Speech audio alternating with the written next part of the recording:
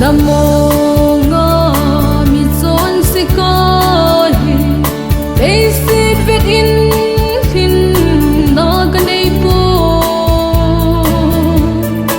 Ol na thaysan na gagikol vangi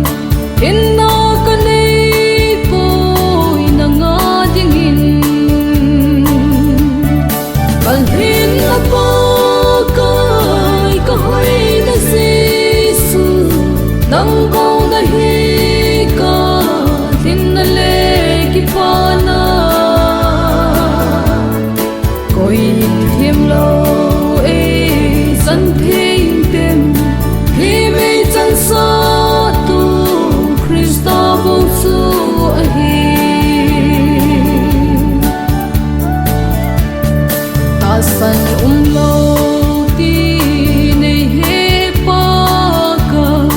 Nang din ta san ka sâu si po Ay hat sa tu len Krista abosun Ginum len hing ay na pame Kalhin na bagay kahoy na sisu Nang kau dahi ka Tinale kipana Ko'y hiểm lâu ê sân thinh tim Hi mê chân sa tu Krista vô su ahi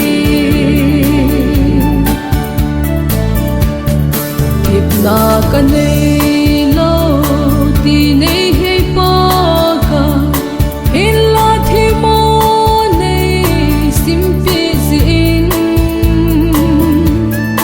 Kathim lâu na tin Seng su na puin Hiểm chân na pun su Nay silpi ta Kalhin na bagay kahoy na sisu Nang kau dahi ka Tinale kipana Ko'y hiểm lâu sân thinh tim Hi mê chân sa tu Krista vô su ahi Hin na nay lâu hình nga nay na sim sun Lấy ka tâm sung pa chom sa sung hin Thiên san yin